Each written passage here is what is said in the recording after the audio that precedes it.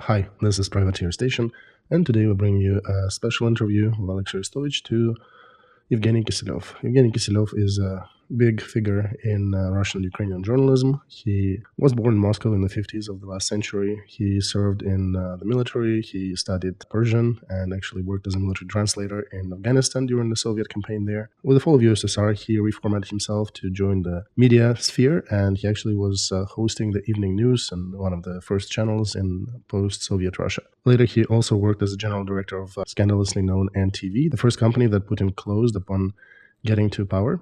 And since about 2008, Evgeny was working with Ukrainian media and with the different Ukrainian TV channels. This interview turned out to be more politically oriented, so perhaps it will answer a lot of questions about how Alexei sees restoration of Ukraine, what would be the right moves, and what are his ambitions about the whole thing. It will come out in two parts because the original one took about an hour and a half. So we'll split it in two segments of about 40-45 minutes.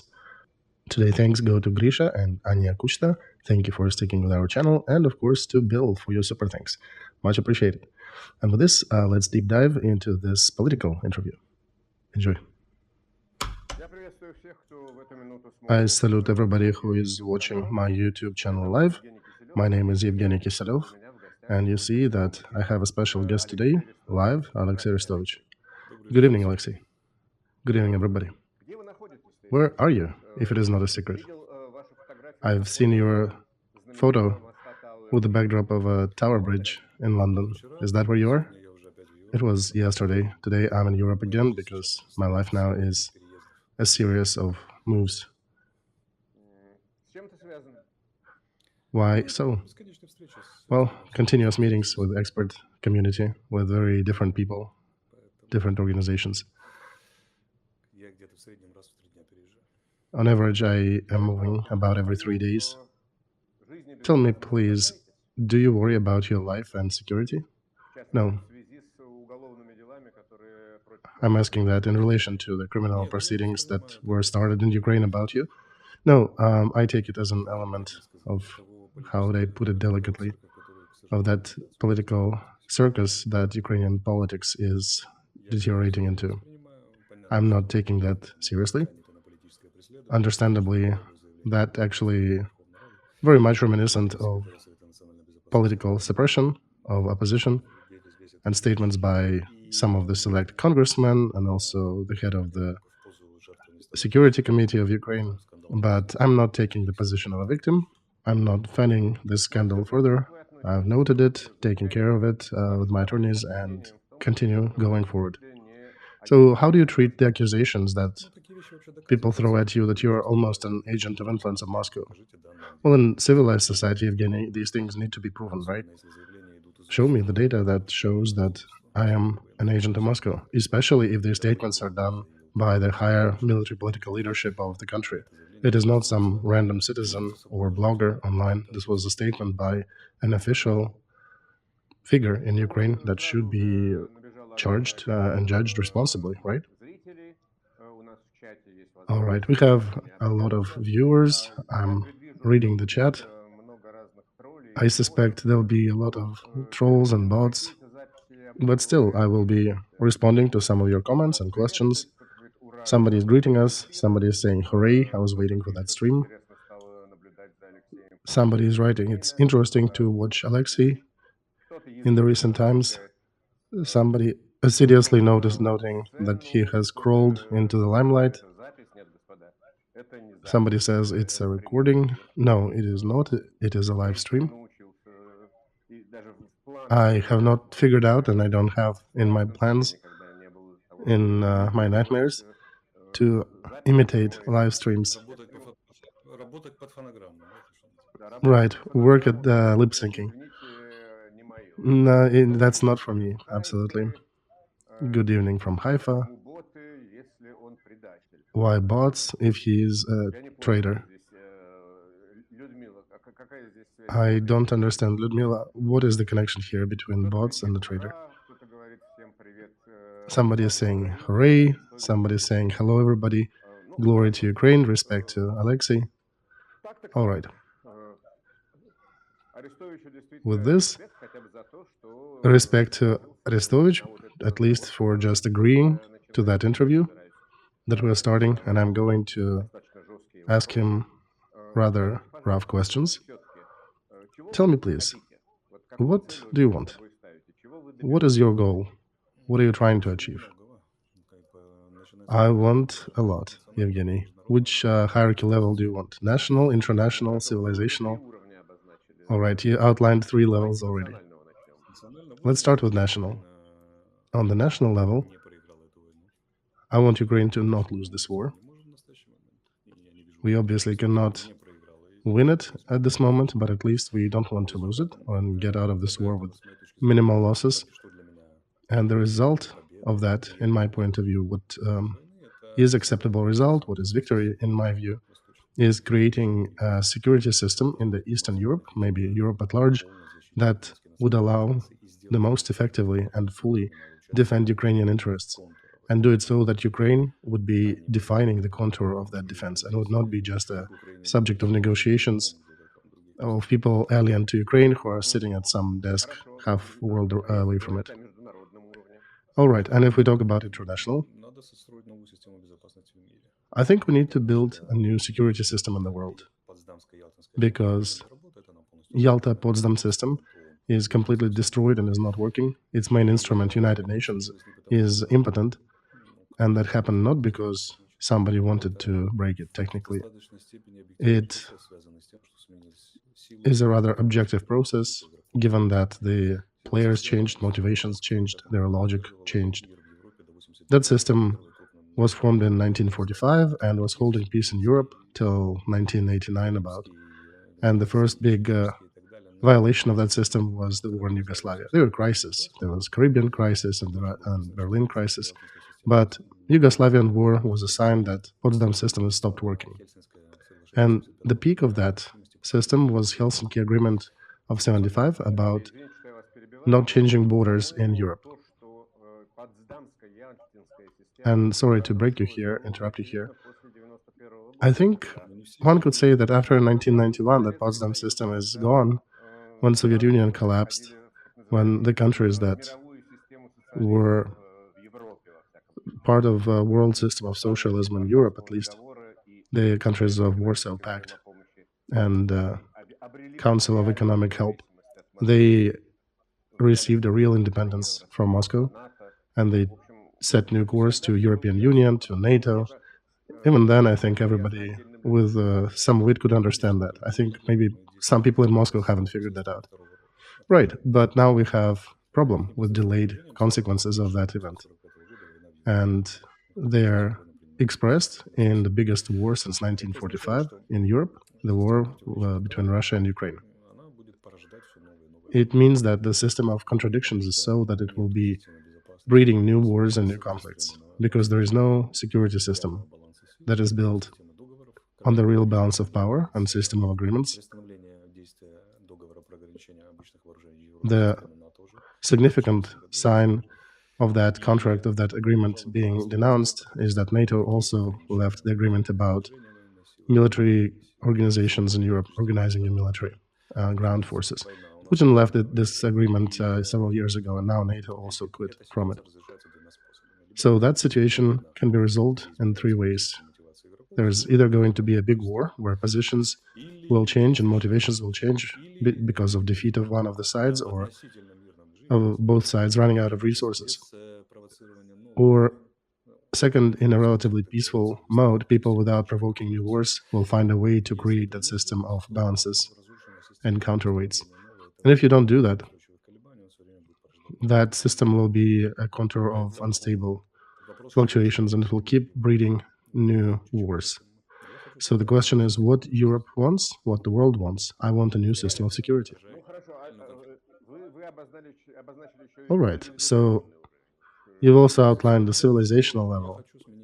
Yeah, civilizational, I want to change the type of civilization that we are in, that we are developing in, if you can call it development.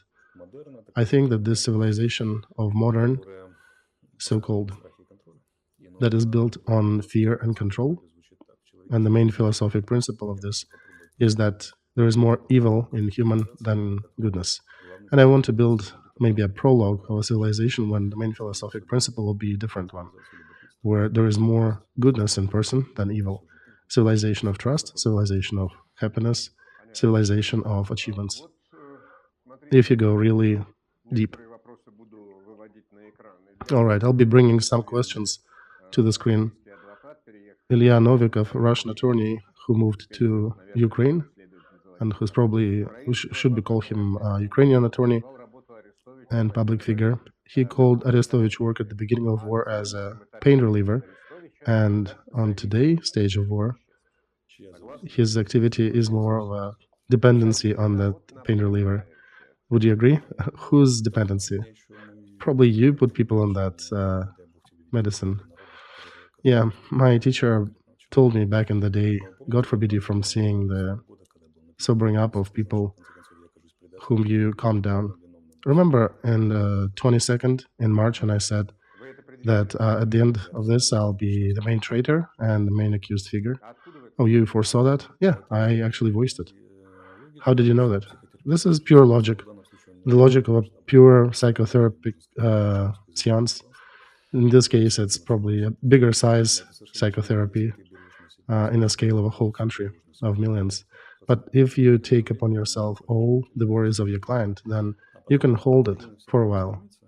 And then this spring will absolutely expand eventually.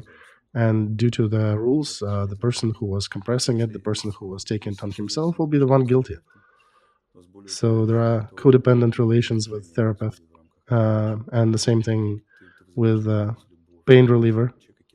You're calling for love and hate and all the different emotions, and people connect their emotions with you as a symbolic figure. So for me, it was obvious that I'll be the main culprit in a very short time.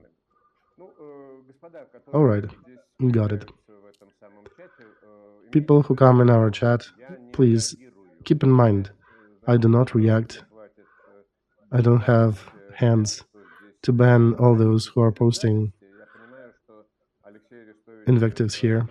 I understand that Alexei may be calling different emotions and storing different emotions, and sometimes very strong among people, but we're not going to give you voice to those who are posting all that crappy stuff in the chat, so don't waste your time. So I'll read that one though. A paid Putinist, the softest one that I can read from that. That's written by some person here in chat. It's difficult to discuss these invectives. It's difficult to be factual. So who's ready to be a personal representative? Anonymous bots in the web? We understand how that works, right? There is, if there is a figure who wants to go and debate me on this topic, that I'm a paid Putinist, sure, I'll debate him. We can do it on your channel. Oh, by all means, if anybody wants to partake in such a discussion, you can write it in the chat, and we'll continue our conversation. Just drop your phone or how can I reach you, and we'll reach out to you. See, Alexei is open to a debate. If you have actual factual data. So, there is a bit of, I think, ironic or maybe actual, Mr. President, do you have presidential ambitions? Of course, I did say that I'm going to presidential elections as a candidate whenever they happen. And when do you think they will happen? Nobody knows, but I think next year, most likely. In 24? Yeah. We'll see if that'll be spring or summer or autumn, but I suspect in 24 they're inevitable. Well, wait, every time when somebody starts talking about possible elections in Ukraine, presidential or parliament elections, many people start screaming that no, nowhere in the world during war times there are no elections. Military and martial law forbids that. Read the constitution, read the Ukrainian laws. And you're saying this is not so. Yeah, well, this is not so. First of all, South Korea and Israel, two countries that are living in martial law for 70 years, for over 70 years. Not a day they had a peaceful day. But still, they're doing presidential elections, parliament elections, sometimes even during the actual hot phases of conflict. There is another example. Abraham Lincoln conducted elections that he won during the Civil War in the United States, which was even more difficult. Foreign external war is one thing, but domestic civil war is making it even more difficult. Yet he managed to. As for constitution forbidding it, yes, it does. But there is a million ways that can address it. We've talked about them many times, but we can repeat it again. First, there could be a ceasefire, right, on certain conditions, not for elections, but it may happen due to certain geopolitical logic, and that'll be a good time, in quotes, to conduct elections. Second, for example, one can change constitution because president has the constitutional majority in Congress. So they can actually, according to Ukrainian laws, they can amend the constitution to do that. So as long as they have a will, there will be a way. And the main interessant in these elections would be not me. Very soon it will be Zelensky himself who would want these elections. Please explain, what do you mean? Well, in May of 2023, 26% of Ukrainians considered that it's possible to criticize president. October of the same year, 70% consider that criticizing power is normal. 78% consider that president is personally responsible for the high-level corruption in Ukraine. And these are a sign of delegitimization, his personal rating, his personal position. At some point in his office, they'll realize that the threshold of fall is upon them, and then they will be facing a difficult choice. They either do nothing and conduct elections and quit, and basically saying, we led you through very difficult times, to COVID pandemics, war, and now you can have somebody else to run it. Or they need to run the elections to affirm that trend of mistrust that appeared in Ukraine at some level, so maybe they can still win it and stay in power. And in the first case, they will absolutely be interested in elections as well. Because if you're not interested in going into another cycle of presidency, then just run the elections and find the next one. Another question.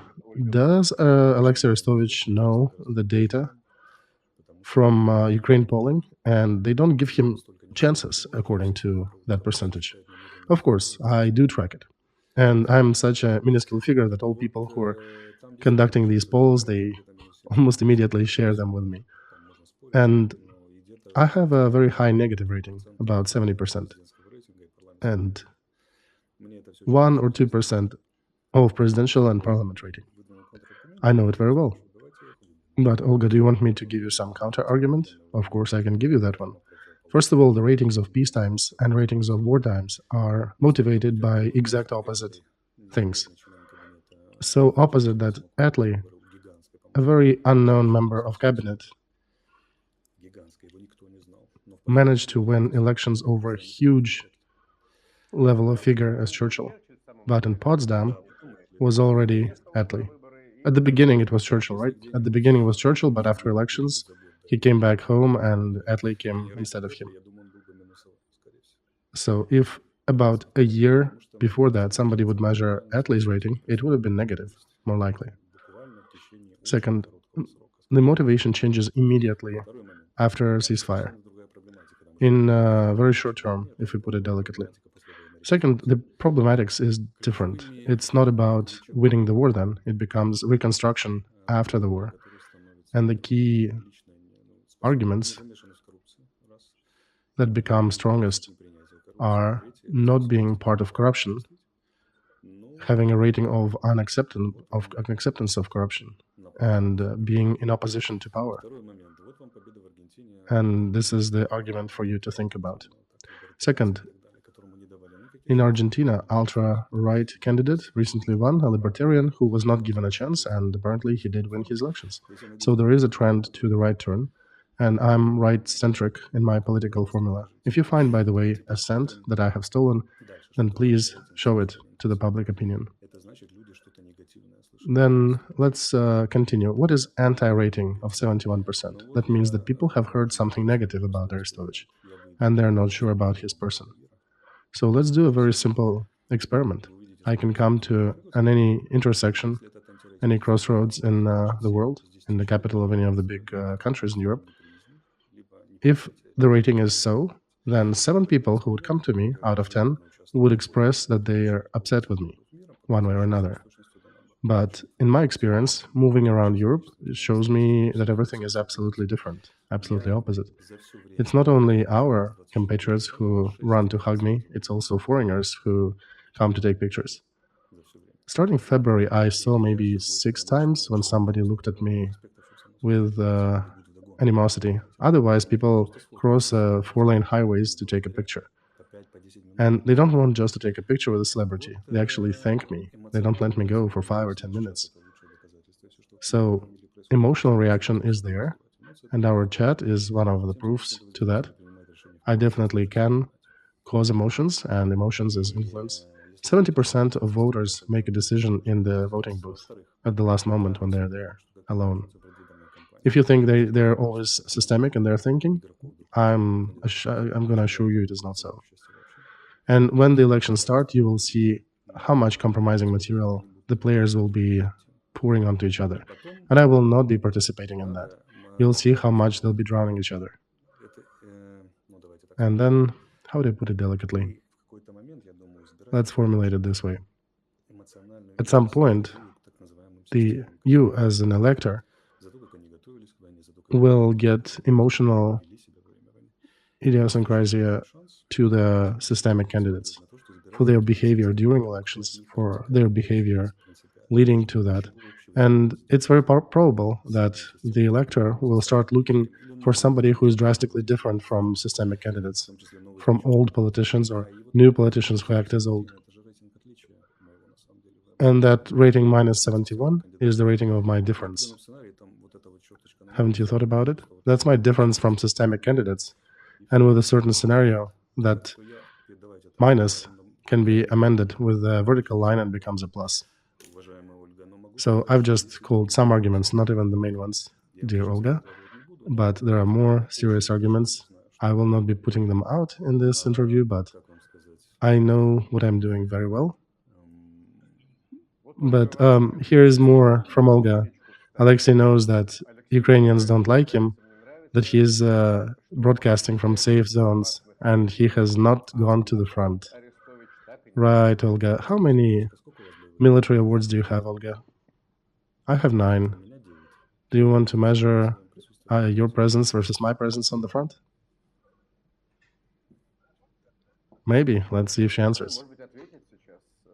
Perhaps.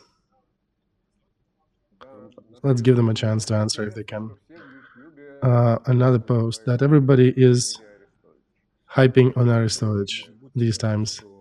By the way, the question that Evgeny started the stream with, if you think there is danger for figures like myself only on the front, you are very wrong.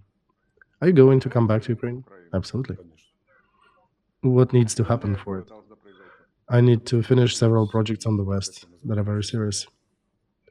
So it's not related to the criminal prosecutions? No. Well, criminal prosecution is what? You're innocent until court acknowledges otherwise, and even that you can appeal. So I just have projects here. So, but they can detain you, they can jail you. All right, yeah, they can jail me, so what will it change? Besides growth in popularity. So you're not afraid of that? No, I'm not. I have serious work here that will take some time, and I'm busy, heavily engaged. All right, tell me please. You mentioned about system and non-system candidates. Do you think that acting Ukrainian President Vladimir Zelensky was a non-system candidate, right? That's how he got there. Absolutely. He got there as electoral Maidan, as a result of an electoral Maidan when people were voting not so much for Zelensky, even though there was a share of personal sympathy to him, but they were definitely protesting against the old corruption system. And let's ask oneself, did he manage to win over that system? Your answer? I think no.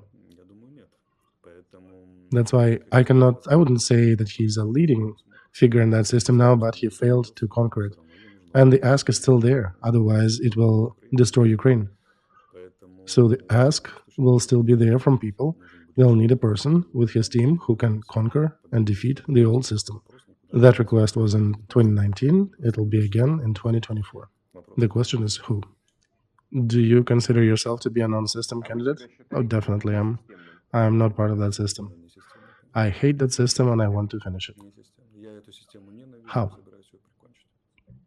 Well, there's a whole complex of things. We can discuss the program. We can talk about that if you want. 5-10 minutes. What do you like? Sure, that's interesting. Main propositions.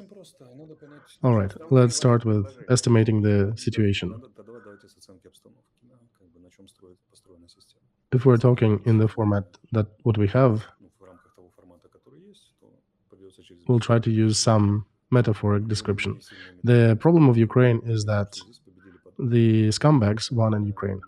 So our system praises the hustlers. It doesn't praise the smart and industrious. And unfortunately, the ones who can benefit, who can bring the next evolution for the country, the next stage, they are being suppressed. So our current system suppresses these people and pushes them out of Ukraine. Current power created a system that provides them a privileged access to the budget, and they created a system that can change regulatory politics in order for them to attain super profits. So it's a mix. It's some oligarchs, some bureaucrats, some professional politicians, and deep state in the part that where it works not with defense of the country, but with exploiting our economy and our resources. Our GDP at the level of 150 billion is actually a shame. We should have at least $1 trillion. And the degree of ineffectiveness of our government machine shows that that system actually stifles us at least tenfold. In peace times, it was a definite subject for discussions. Two Maidans highlight that people definitely have their opinion. Two Maidans was an attempt to fix not only external but internal politics. Second, now we are fighting a war for survival. And we recently heard a report that Russia actually built over 6,500 fortification lines. And we, in the meantime, repaired several walkways and some roads. So it highlights that our system is not only stealing while they're building, but it cannot even define the priority, what needs to be done. So this is a danger that this is a dangerous system for the future of Ukraine, and that system actually threatens us with a loss in this war. We are currently at the strategic stalemate, and the support of Ukraine is dwindling despite of all the positive support. And American support is definitely problematized. So this is a result of our system, that we are not effectively working with our partners. And it kills our inner perspectives, our outer perspectives, it pushes the most talented people out, it destroys our economy. All that needs to be changed. So exit is right there where the entrance was. So first we would need to clean the budget. We need to reform the budget to make sure that the main budget industries, budget-forming industries, our taxation and customs, that form our budget for 95%, we need to reform these branches. We need to correct our taxation system and our customs system, make it as transparent as we can, as digital as we can, so it would be difficult to interfere with it, and as simple as possible, so one would not be able to create artificial thresholds, and effective. That would be able to increase the taxation base, but also do it in a light way. You need to liberate our businesses from our government burdens. We are fighting for freedom, but we are on 123rd position of economic freedom. Russia under Putin is on 97th, about 30 points difference, not in our favor. We need to reform the government service at large. We need a new system that would allow to make a public servant in a way equal to an officer. It's got to be a service. It has to be prestigious. An average salary needs to be 10-15% higher than on the market. And people who are willing to sacrifice some of the freedoms to work for the country need to have certain prestige in society. And then we can attract the right people to do it. We need to fight corruption directly and sternly with anti-corruption and police organs. We need to create good relations between the center and the regions in favor of true centralized control. And at the same time, we need to give certain rights to the regions, so they would have rights to elect their judges, their sheriffs, maybe district attorneys. Will have to think and consider the experience of the leading countries in the world. We are living without knowing the country that we're living in, quoting Andropov here, because we need to conduct an audit. We don't know how many lands are in possession of our Ministry of Defense. What does it mean? It means there is no catalog. There is land that is being exploited, but it's being exploited without any control, providing additional benefits and profits to those people who give these lands, and that's in the country that is fighting for its existence. So basically, we patch up the holes and we create new opportunities. We'll have to revamp our military-industrial complex, and that will create additional safety. Additional safety will create additional investment opportunities into our economy. We'll have to be providing special guarantees to all these investments. We need also to reform our judicial system to make sure that most cases would be solved at the lower levels without loading the courts of the highest level. So we need to change the interface of the country that our citizens have to work with. Today, the main feeling our citizens get when interacting with the government, they feel oppression, they feel disgust, they feel inadequacy. We need to create a government that would be a friend, that would be helpful. We need to make sure that we also do reform of the pension fund. And obviously, all these matters, most of them are outside the zone of president, because president's responsibility is outer relations, security, and constitution. But even with the existing tools and presidential initiatives and the skill to work with parliament, with trade unions, with regional elites, should be enough to push the country in desired direction and to change that system for the better. If we don't do that, I don't think will be worth a penny, because the force of external political pressure onto Ukraine, direct military pressure from Putin, but also pressure from our partners, who of them also have plans for Ukraine. So it's not just us who have plans for us. But without changing the system, we will not be able to administratively serve everything adequately on a qualitative level. Sorry, Alexei, I want to react to a message that somebody posted. Vladimir Barabash is writing, YouTube is turning into a dumb making money machine. It's not even important whom you invite. Arestovich would have a right to express his opinion if that would not be affecting the country during war. I want to react to that, sorry, Alexei. I do not invite to my streams randomly. I invite people who are newsmakers to my stream. Alexei is a newsmaker.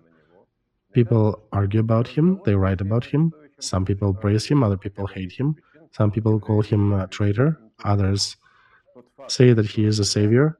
So I think the conversation with Alexei Arestovich, at least for these reasons, is a rather interesting endeavor. And the fact that I'm inviting Alexei to my stream doesn't mean that I'm the member of the party of Alexei Arestovich, right? And speaking about the right to speak, listen, I think that constructive, critical notes and critical discussions about today and the future state of the country, they're actually to the benefit of the country. Haven't you thought about it? I can also add here a couple sentences. When I was a young lieutenant, some older friends taught me that never include personal when you work or when you teach. Because when you bring in personal things, it's basically not professional. Look, I'm not attacking anybody personally. I'm criticizing the system, and I'm logically criticizing the system, explaining why is it killing the country, and the way the country is administered is deadly for Ukraine. I'm not including personal attacks. I'm trying to even not include the last names of those people who represent the system. I criticize the actions of the system. But people who attack me, they embarked on a personal warfare against me in the shape of criminal prosecutions and direct ad hominem attacks. So from that, I can conclude that those people who are attacking me from above in the political military leadership and those people who are expressing that in the comments, they will not be able to solve the problem that stands in front of Ukraine. Because the first element that one can see is that if somebody switches to ad hominem attacks, he or she is non-professional and ill-equipped to resolve actual problems. Right, this is a question, who the heck are you? So one can understand that these people can only express emotions, but they are not capable of doing any constructive work. So I cannot, my guilty conscience does not allow them to solve or decide the destiny of my country instead of me. You know, I would suggest to read the stand-up comedy piece that was written 30 or 40 years ago about the style of argument. And over there was a great example about how can a person with a limp be discussing the art of Gerbert Karajan, or what homeless can discuss about the rise and fall of Hollywood. So that level of discussion I do not subscribe to, and I do not like those ad hominem elements. Dmitro Konovalov is asking, do you have enough people and competence? Do you have a team? I do have a team, but I'm not revealing it yet because these people will be immediate targets for prosecution by the current system. So for now, I'd rather have all the stones being thrown at me. We'll show them when there'll be official elections announced. Many people are saying that there is a compromise option. Instead of conducting elections, we could create a coalitional government of war times that includes representatives of opposition as well. I started talking about it. I think it was me who brought it in the media sphere. I haven't heard anybody else suggesting it because, look, elections are not the goal, the end goal. The end goal is to raise the efficacy of our country so we don't lose the war. If we can achieve it by other means, absolutely. By any means, let's do it. Coalitional government and coalitional heads of different departments, including enforcement agencies and regional powers. But who would need to be part of that government? Because many people are saying that formally, Ukraine political arena is still occupied by people who everybody is tired of. Look, here we need to bring acknowledged professionals. So the criteria would be simple. When there is a discussion in the parliament about new government, most people need to agree that that person is a professional, is an expert. So they need to be also expert groups that can say that, indeed, we do trust this person, he's got enough skills, and we can trust him to run the customs service. And this person, for example, knows the problems of Odessa region, and this guy knows the ports and infrastructure. But this is only part of the problem. The problem is that we also need to install another principle without which this government will not work.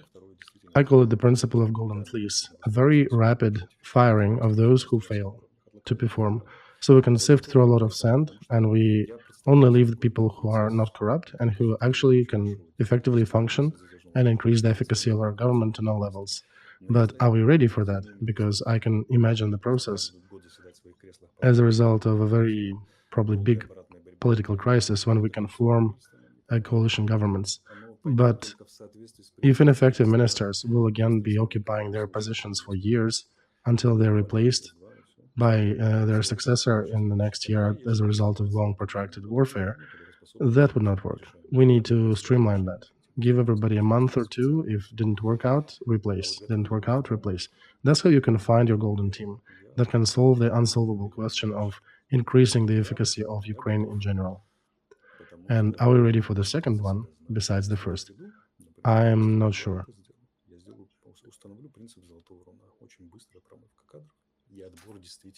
I know that if I get to power, I can definitely establish that principle. Very quick and rapid hiring and firing, depending upon the performance. It is about survival now, so it doesn't matter who you are, what you are. What matters is, can you perform, can you not? And I don't care if the person personally hates me, but the person is effective. If he or she is effective, awesome, let him or her run it, even if we do not have good connection personally. Here's another question, signed by Vika Morozova. Alexei, do you think it's better to give territories to Russians and to get temporary peace, or to continue fighting till we push Russian army from our territory, of course with the help of allies? Dear Vika, the second part of your question is unachievable at the moment, and it is the result of overheated expectations. First of all, overheated by military political leadership of Ukraine, which connected their political prosperity in the future with us getting to the borders of 1991, or at least with the rhetoric of such. But my logical conclusion is that army that cannot take Takmak, which is 17 kilometers away from our positions, will definitely not be able to get to the borders of 91. That's one.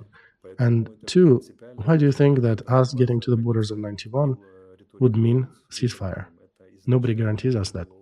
So this fight for the borders and the rhetoric of borders from the very beginning is a false dilemma. It has falsity at the very core of it. If we start at the beginning, the whole system of borders in Europe are the result of Potsdam-Yalta agreements, right?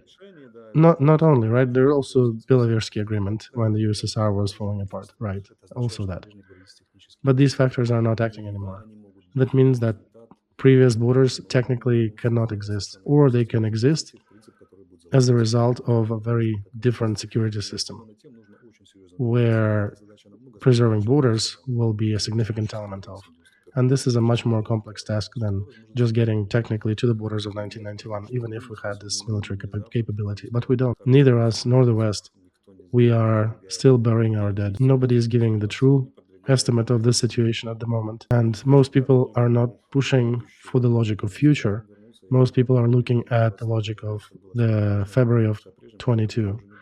This world is gone. This world would not exist anymore. Everything is broken there. You can only create a new world. You cannot recreate the old one. And that attempt to return to the borders of 91, this inability to form new tasks and goals on the international level, psychologically is a desire to return to the world before, because new world is cold, future is dangerous and unknown, and we don't know what will be there. And big masses of people just want cozy world that was there before the war. When we go back again to the houses that we had, NATO would be guarding the borders of Ukraine. Nothing like that will happen. So our problem is in acknowledging the reality. The faster we do it, the more adequately we'll start working. According to the recent polling, 49% of Ukrainians still believe that they can reach the borders of 1991. This is not 88 as a year ago, but 49 is still too much. Is a result of overheated expectations by the leadership. This is a big bubble. Are you responsible for that, do you think? For the overheating? Yes, I definitely consider myself to be responsible for that effect. But I'm trying to compensate for that responsibility.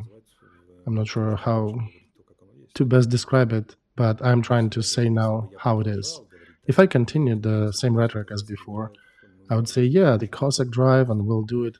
I'll be praised. There'll be people screaming and singing me asanas and saying that Arestovich is the best. Everybody is crying and he is still strong. But sweet soothsayer is a ill proposition. At first, you are respected and wanted, and then later you fall to the depths. So I'm taking responsibility. I was the one heating it up, and now I'm cooling it down.